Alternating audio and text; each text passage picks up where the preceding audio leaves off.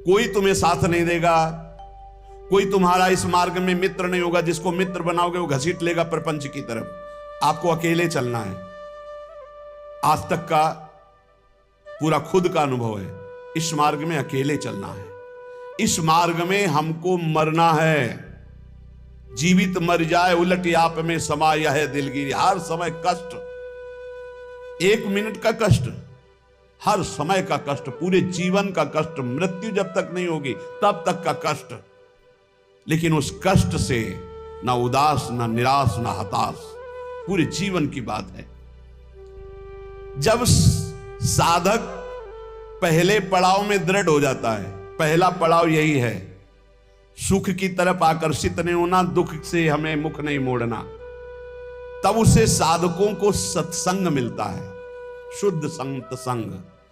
उस संत संग से शुभेच्छा जागृत होती है, मुझे भगवत प्राप्ति करनी है। पहला पड़ाव, तुम्हें सुख घसीटेगा, कदम नहीं बढ़ा देना सांसारिक सुख की तरफ। दुख तुम्हें भयावह लगेगा, कदम उसी की तरफ बढ़ाना। यह है भगवत प्राप्ति के मार्ग का पहले साधक का कदम। पकड़ो, सुख घसीटेगा, सुविधाएं घसीटेंगी, सुख सुविधा की तरफ कदम नहीं बढ़ाना। दुख घसीटेगा, भयावह दिखाई देगा, चलो दुख की तरफ चलो। और जिसने दुख की तरफ कदम बढ़ा दिया भगवत मार्ग में, वो महासुख को प्राप्त हुआ। दूसरा उसको क्या संग? संत संग मिलता है, विशुद्ध संत संग। उससे शुभेच्छा जागृत होती, अशुभ कर्मों का त्याग और भगवत प्राप्ति की प्रबल इच्छा। ऐसे पुरुष को प्रापंचिक रिश्ते, नातेदारों से बैठकर बात करना, ये सब कुछ अच्छा नहीं लगता। पहला पड़ाव, भोगों की सुविधा मिलेगी उसकी तरफ से ना बोलना है। दुख है परमार्थ में, ये दिखाई दे रहा है आपको, लेकिन दुख नहीं, महासुख है। जैसे संसार में सुख है, ये दिखाई दे रहा है, लेकिन ये भगवान कह रहे हैं दुखालय है, इधर सुख नहीं है। परमार्थ में दुख दिखाई दे रहा है, लेकिन इधर महासुख है, इधर कदम बढ़ाओ परमार्थ की तरफ। दूसरा, जे ही कदम बढ़ाओगे तो सच्चे संतों का संग मिल जाएगा, पहचान, शुभेच्छा जागृत हो जाएगी, पापाचरणों का त्याग और भगवत मिलन की, शुभ कर्मों की अंदर प्रबल इच्छा जागृत होगी। तीसरा, उसे बद्ध पुरुषों का संग अच्छा नहीं लगेगा।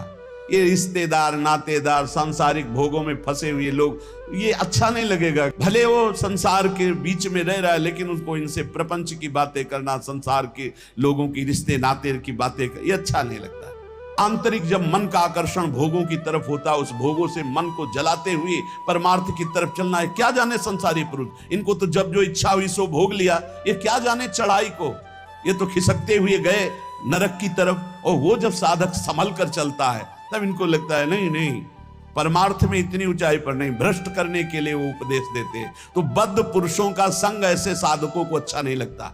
उसको अच्छा लगता है भगवत प्रेमी महात्माओं का संग, भगवत मार्ग की चर्चा करने वाले, कैसे हम माया पर विजय प्राप्त करें, कैसे भगवान से अनुराग प्राप्त करें। सजाती संतों का संग अच्छा लगने लगता है, और उसमें संतों के प्रति जो भाव आया, उससे सद्गुणों की वृत्ति बढ़ने लगती है। सद्गुण जो भगवान को प्रसन्न करे, सद्गुण जो भगवान की प्रीति प्रदान करे। प्रपंच से पूरा मन हट जाता है उस साधक का। चौथी स्थिति आई, प्रपंच से पूरा मन हट जाता, बिल्कुल अच्छा नहीं लगता। जैसे स्वप्न झूठा, ऐसे संसार झूठा दिखाई देने लगता है। उमा कहूं मैं अनुभव अपना, सत हरि भजन जगत सब सपना। तब उसका हृदय, बहुत ध्यान देने योग्य, भगवान अपनी तरफ घसीटने लगते हैं। इतनी स्थिति के बाद ये संयोग वही बनाते हैं। श्री तुकाराम जी कहते हैं, फिर चित्त ऐसा घसीटते हैं, देव वसे ज्याचे चित्तिम त्याची घड़ावी संगति।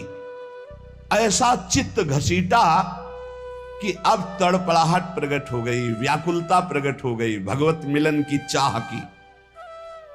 फिर भगवान सिद्ध सदगुरुदेव की समर्पण वृत्ति करवाते हैं। इसके बाद, इतने के बाद सिद्ध सदगुरुदेव की समर्पण वृत्ति कराते हैं। और जहां सिद्ध सदगुरुदेव की समर्पण वृत्ति हुई, उसके आचार, विचार, चिंतन सब उसी कोटि होने लगे। महापुरुषों का प्रभाव होता है कि बहुत कम समय में, जो हजारों वर्ष की साधना से नहीं होता, कम समय में परिवर्तन प्रारंभ होना शुरू हो जाता है। उसमें वो सब सामर्थ्य आने लगती, वो सद्गुण आने लगते हैं जिससे वो प्रभु को रिझा सके। ये बातें कभी नहीं होनी चाहिए वैष्णव में। पराई स्त्री का काम भाव से स्पर्श, संयोग, दृष्टि, चिंतन, संभाषण पूर्ण रूप से त्याग होना चाहिए। पराई स्त्री की वैष्णवजन गृहस्थ भी होते हैं, वैष्णवजन विरक्त भी होते हैं। तो जो गृहस्थ हैं वो अपनी स्त्री में धर्मानुकूल, और जो विरक्त हैं भगवत भाव से। पहला वर्ज, पर स्त्री के प्रति दोष दर्शन, पर स्त्री के प्रति भोग वृत्ति की भावना बिल्कुल त्याग दे, नहीं भगवत मार्ग में आगे नहीं बढ़ पाएगा। दूसरा, छल कपट आदि करके दूसरे का धन अपहरण करने की बात रखना कभी नहीं होना चाहिए। दिखावा करके, दंभ करके, पाखंड करके किसी भी तरह से दूसरे से धन ऐंठने की इच्छा रखना, फिर आप वैष्णव पद्धति में फिसल जाएंगे, आगे नहीं बढ़ पाएंगे। तीसरा, किसी की भी निंदा करना नहीं करना, पर निंदा बिल्कुल ना सुननी है ना करनी। अगर वैष्णव धर्म में स्थित रहना है, परम आनंद प्राप्त करना है, पहला नियम किसी भी माता बहन के प्रति काम भाव नहीं। दूसरा नियम किसी के भी धन को किसी भी तरह से ठगाई ना करे। तीसरा, पर निंदा ना सुने ना पर निंदा करे। चौथा, जो संतों ने भोजन निषेध किया वो नहीं करना चाहिए। मांस, मद्य, मछली, अंडा और जैसे प्याज लहसुन, इनको त्याज्य। प्याज लहसुन तमोगुणी है, तमोगुणी होने के कारण इसका त्याग किया गया है। वो अंदर से भजन की वृत्ति छीण करता है, तुम जान नहीं पाओगे, इसीलिए संतों ने अनुभव करके इसका त्याग किया। प्याज लहसुन निषेध है केवल तमोगुण के कारण, वो तमोगुण की वृत्ति बढ़ाता है। तमोगुण जो है निद्रा, आलस्य, प्रमादोत्थम तत्तामस मुदाहृतम, भजन में निषेध है, इसलिए निषेध किया गया है। और मद्य, मांस, मछली, अंडा ये तो बिल्कुल निषेध किया गया है। वैष्णव होकर अगर इनकी तरफ या भक्त होकर जरा भी ऐसी दृष्टि रखता है तो पाखंडी है, वो भक्त नहीं है जो ऐसे जीवों को कष्ट देकर अपना उदर पोषण करना चाहे। पांचवा, वर्ज में मन से, वाणी से, शरीर से किसी की हिंसा न करे। ये काया वाचा मानुषा अगर किसी को दुख देता है तो भगवत मार्ग में नहीं चल पाएगा। इसलिए भगवत मार्ग पुष्ट करने के लिए स्वयं कष्ट सहे, दूसरों को कष्ट न दे। आचरण, जो अपने धर्म के आचरण उन्हीं का पालन करे। जो हमारे गुरुदेव ने, हमारे आचार्य ने हमारा दिनचर्या बना दी, जो हमारा नियम बना दिया, हमको उसी के अनुसार चलना है। अपने आचार्य प्रदत्त धर्म में स्थित रहने में कभी संकोच न करें। दूसरा क्या करता है मैं नहीं देखना, हमारे आचार्य ने जो हमें आदेश किया हमको उसी मार्ग में चलना है। जो विधि निषेध किया गया उसका पालन करें। ये नहीं करना, ये करना है, इसे विधि और निषेध कहते हैं। विधि कहते हैं ये करना है, निषेध नहीं करना है। जो कहा गया है वैसे ही चले। प्रभु को प्रसन्न करने के लिए संतों के जो उपदेश है वो सर्ववंद्य हैं। इसलिए अपने धर्म के अनुसार जो आचार्य ने आपको उपदेश किया, गुरु ने उपदेश किया, जो ऐसे चलता है वो कर्म बंधनों पर विजय प्राप्त कर लेता है। 15वां, वैष्णव का परम स्वभाव है परोपकार करना, दूसरों को सुख पहुंचाना। सर्वम विष्णुमयम जगत, सब भगवत स्वरूप है। वैष्णव का धर्म है समस्त भूतों में भगवत भाव करके व्यवहार करना। कई बार चर्चा की कि किसी से व्यवहार करना तो पहली दृष्टि पड़ने पर उसमें राधा वल्लभ लाल देखो, मेरे प्रभु राधा वल्लभ लाल विराजमान हैं। अगर भगवत भाव नहीं किया तो पुण्य क्रिया भले हो जाए, वो भगवान की प्राप्ति कराने वाली क्रिया नहीं। इसलिए अच्युत भावना विहीन कर्म का ज्यादा महत्व नहीं, भगवत भावना युक्त किसी से भी कुछ भी। परोपकार ये बहुत बड़ा धर्म है। कोई बीमार है, कोई कष्ट में है, कोई वृद्ध शरीर है, हमें अवसर मिले तो हमें सेवा करनी चाहिए। अगर हमारे पास अर्थ है, कोई बीमार है, वो अर्थ की अव्यवस्था कारण सही औषधि नहीं उसकी हो पा रही, हमें कूद पड़ना चाहिए, हमें सहयोग करना चाहिए। धन की सार्थकता है इसी बात में कि दूसरों को हम सुख प्रदान कर सके। परोपकार सबसे बड़ा धर्म है। परहित सरिस धर्म नहीं भाई, पर पीड़ा सम नहीं अधमाई। श्री तुकाराम जी महाराज कह रहे हैं कि जब हृदय में भ्रांति उत्पन्न हो जाती है, भ्रांति क्या, भगवान में सुख है ये ना मानकर, भोगों में सुख है ये मानकर जब जीव बहने लगता है तो लुभायमान हो जाता है भोगों से,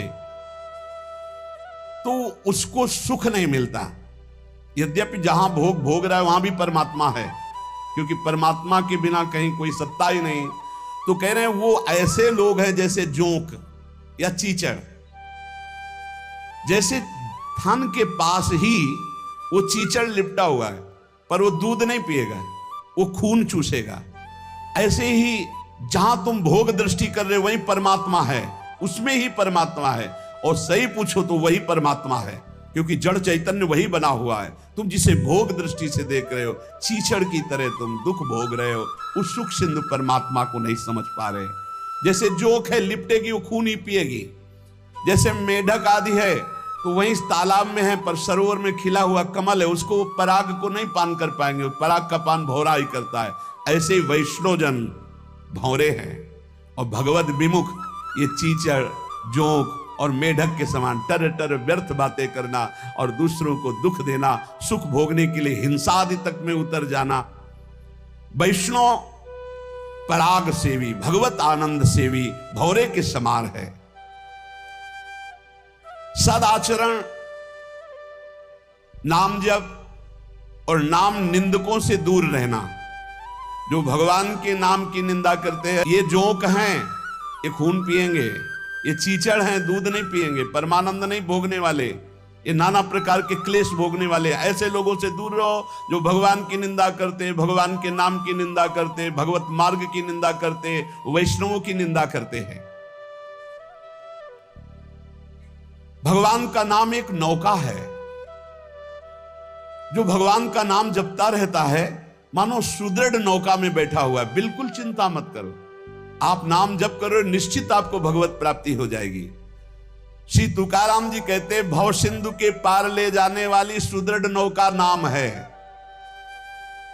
बस बैठ गए नाम में तो अब किसी की मत सुनो, ये आपको पार कर देगी। और तो और की बात रे, गोस्वामी जी कह रहे नाम लेत भव सिंधु सुखाही, करहु विचार सुजन मन माही। नाम लेते भव सिंधु सूख जाएगा, है ही नहीं जहां पार होना हो। खूब नाम जप, ये देखो बड़े बड़े महापुरुषों की बातें हम इसलिए खोज खोज कर आपको सुनाते हैं, आपका दृढ़ विश्वास हो जाए। नाम एक सुदृढ़ नौका है, जो खूब नाम जप करता है वो सुदृढ़ नौका में बैठा हुआ भव समुद्र पार हो रहा है। बिल्कुल किसी की बात मत सुनो। बड़े बड़े सिद्ध महापुरुषों के जीवन चरित्रों को पढ़ के देख लो, केवल भगवान नाम से ही सिद्ध हुए हैं। जितने भी उच्च कोटि के महापुरुष हुए, तुकाराम जी सदैव भगवान के धाम को गए। जितने भी महापुरुष हुए आप उनके चरित्रों को पढ़ के देखो, आपको नाम मिलेगा। नाम जीवन में नाम जितना उतने ही वो महापुरुष हुए। बीज पेड़ से ही प्रकट होता है, पर पेड़ बीज से ही प्रकट होता है। बताओ भाई, बीज फूटता है तब पेड़ प्रकट होता है और पेड़ से ही बीज प्रकट होता है, तो पहले क्या हुआ? बड़ा विचित्र है। ऐसे ही नाम से नामी प्रकट होता है और नामी से ही नाम प्रकट होता है। निर्णय करना कौन बड़ा है, को बड़ छोट कहत अपराधु। तुकाराम जी कहते हैं पेड़ के पेट में बीज है तभी तो फल रूप में आकर फिर बीज बनता है, और बीज के पेट में पेड़ समाया हुआ है। ऐसे ही भगवान में नाम विराजमान है तभी परिचय होता है, और नाम में भगवान विराजमान है तभी दर्शन होता है। नाम को पकड़ लो। निर्णय करना बड़ा मुश्किल है कि पहले पेड़ कि पहले बीज, क्योंकि बीज के बिना पेड़ नहीं और पेड़ के बिना बीज नहीं। कैसे पर निर्णय कर पाओगे? बोले पेड़ बढ़ा, तो बोले बीज के बिना पेड़ कहां से आ गया? तो बोले बीज बढ़ा, तो बोले पेड़ के बिना बीज कहां से आ गया? बीज के बिना पेड़ नहीं, पेड़ के बिना बीज नहीं, तो पहले कौन हुआ? पेड़ हुआ कि बीज हुआ? निर्णय करना मुश्किल है। सर्वलोक महेश्वर भगवान का नाम बीज है और भगवान पेड़ है। ऊर्ध्वमूल मधा शाखा मस्वत्तम प्राहुरभ्यम, गीता जी में कह रहे उसी पेड़ का बीज है नाम, और उसी नाम के पेट में पूरे के पूरे भगवान के ज्ञान वैराग्य भक्ति रूप लीला सब समाया हुआ है। बीज है भगवान का नाम। श्री तुकाराम जी कह रहे हैं, पंडित हो या बालक हो, मूर्ख हो या विद्वान हो, जो नाम को पकड़ लेता है वो सब ज्ञान प्राप्त कर लेता है। सब ज्ञान, बात पकड़ लीजिए। पहले मास्टर जैसे बालक को हाथ पकड़ करके लिखवाता है काखा गाघा, फिर एक दिन वो पूरा का पूरा शब्द पढ़ लेता है। ऐसे प्रारंभ में गुरुदेव साधन बताते हैं, बहुत ही कड़वा लगता है, लेकिन जब वो तो सब ज्ञान उसके अंदर जागृत हो जाता है, सब वैराग्य भक्ति सब अंदर जागृत हो जाता है। क्या जुगनू कभी सूर्य की तेज की समानता कर सकती है? अन्य जितने साधन है सब जुगनू वो भी चमकते हैं, और सूर्य है नाम की समानता कोई अन्य साधन नहीं कर सकता। इसलिए सूर्य स्वरूप भगवान के नाम का निरंतर गाय, अन्य साधनों की तरफ दृष्टि मत दो। अखिल जगत महासुख से पूर्ण नजर आएगा जिस समय निरंतर नाम चलेगा। लीला मात्र भगवान का ये माया क्षेत्र है, एक लीला मात्र। ऐसे तर जाओगे तुम्हें समझ भी नहीं पड़ेगा, सुख पूर्वक संसार से तर जाओगे। इस माया जाल से समाप्त होने के लिए तुकाराम जी कह रहे हैं, केवल मुख से तुम नाम उच्चारण करो, भवबंधन अपने आप छिन्न भिन्न हो जाएगा। केवल नाम उच्चारण करो। ये बड़े बड़े महापुरुषों के वचन हैं। भव सिंधु से पार हो जाओगे बिना प्रयास के, सुख पूर्वक यदि नाम जप करोगे। नाम जप की रुचि और बढ़े, इसीलिए ठाकुर सेवा का सौभाग्य मिला है। जैसे जैसे हृदय पवित्र होगा अपने आप नाम जप स्फुरित होने लगता है। तो जब ठाकुर सेवा का तुम्हें अवसर मिले तो जरूर दौड़ भागो, क्योंकि वो नाम जप में प्रीति बढ़ाएगा। ठाकुर सेवा, श्री जी की सेवा, ये तुम्हारे भजन की वृद्धि कर देगी। इसमें कभी ऐसा मत सोचो कि एकांत में बैठकर अगर मैं नाम जप करता तो ठीक था, ये हमको तो सेवा में लगना। सेवा से नाम जप की प्रीति और बढ़ती है। अगर देवालय में सेवा मिले या अपनी कुटिया में ठाकुर सेवा विराजमान करके मिले, देखो भाट की तरह उनकी स्तुति करो और तुच्छ नीच भाव रखकर अपने को उनकी सेवा में लगा दो, तो तुम्हारे हृदय में नाम सतत चलने लगेगा। जैसे सूत मागध बंदी जन राजा का गुण गाते हैं, ऐसे दैन्य होकर के प्रभु के गुण गाओ। देखो ना बड़े बड़े महापुरुषों के, सूरदास जी के अश्रु चल रहे, पद गा रहे, ठाकुर जी बैठे सुन रहे। ये भगवत मार्ग है, प्रेमियों का मार्ग है। इसमें अलग दैन्य भाव होकर पद गायन कर रहे और एकदम अपने को नीच समझ करके प्रभु की सेवा में लगे। बड़ी कृपा है जो हमसे सेवा करवा रहे हैं, नहीं तो पापाचरण भी तो शरीर से हो सकते हैं। दो बातें यदि हो रही तो तुकाराम जी कह रहे हैं कि नाम जब बहुत शीघ्रता से निरंतर चलने लगेगा। यदि श्री जी की सेवा और श्री जी के गुणों का गायन, लीला गायन दैन्य होकर, जैसे राजा के सामने कुछ चंद धन के लिए सूत मागध बंदी जन उनका जस गाते हैं, ऐसे हम प्रेम के लिए अपने आराध्य देव का जस गाते हैं। श्री तुकाराम जी कह रहे हैं कि बड़े बड़े देवता भी इच्छा करते कि मृत्यु लोक में मानव देह में हमारा जन्म हो जाए, तो हम ऐसा भजन करेंगे कि भगवान को प्राप्त कर लेंगे, स्वर्ग से भी ऊंची स्थिति प्राप्त कर लेंगे। और तुम मृत्यु लोक के भोगों में फंसकर भगवान को छोड़ रहे हो। तुकाराम जी कह रहे स्वर्ग के देवता इच्छा करते कि कभी भगवान हम पर कृपा करें, हमें मृत्यु लोक में मानव दे दे जिससे मैं भजन करके भगवान को प्राप्त करूं, और तुम मृत्यु लोक के भोगों में भगवान के भजन को छोड़ रहे हो। स्वर्ग के देवता स्वर्ग और स्वर्ग के भोग छोड़कर मृत्यु लोक में मानव देह में आकर भजन करके भगवान को प्राप्त करना चाहते हैं। आपको सहज में अवसर मिला मानव देह, अब मृत्यु लोक के भोगों में फंस करके नाम जप मत छोड़ो। इंद्रियां ये कलह करती ही रहेंगी यदि भगवत प्राप्ति नहीं हुई थी। मुझे ये भोग भोगना है, नेत्रेंद्री कहेगी मुझे देखना है, श्रवणेंद्री कहेगी मुझे सूंघना है, जनेंद्री कहेगी मुझे भूंगना। ये सब इंद्रियां, घ्राणेंद्री सूंघने की तरफ, श्रवणेंद्री सुनने की तरफ, भोग इंद्रियां भोगने की, कितनी कलह है। ये कलह तब तक बनी रहेगी जब तक भगवत प्राप्ति नहीं होगी। कल एक प्रश्न कर रहे थे कि मैं बैंक में ऑफिसर हूं, मेरी कामना थी कि मैं एक बड़ा पदाधिकारी बनूं, तो बन गया, लेकिन मुझे शांति क्यों नहीं मिली। मैं अधिकारी हूं, मेरे पास सब भोग सामग्री जो जो मैंने कामना की थी सब, फिर भी मन अशांत क्यों रहता है। उनका एक ही कारण है, मन को विश्राम भगवान के चरणों से ही मिलेगा। तब लग कुशल न जीव कहूं, सपने हो मन विश्राम, जब लग भजत न राम कहूं, शोक धाम तज काम। कह रहे हैं यहां तुकाराम जी, इंद्रियां परस्पर कलह करती रहेंगी जब तक भगवत साक्षात्कार नहीं होगा। जब इंद्रियों में अशांति, मन में अशांति, तो तुम्हें शांति का कैसे अनुभव हो जाएगा। देखो बहुत ज्ञान की बात, तुम शरीर के रोम गिन सकते हो लेकिन भगवान की विभूतियों को नहीं गिन सकते। और जब तुम नाम जप करोगे तो सारी विभूतियां आप पर कृपा करेंगी, सारी विभूतियां आप पर कृपा करेंगी। मेरी जिससे प्राप्ति होती है वो शुद्ध पुण्यात्मा होता है।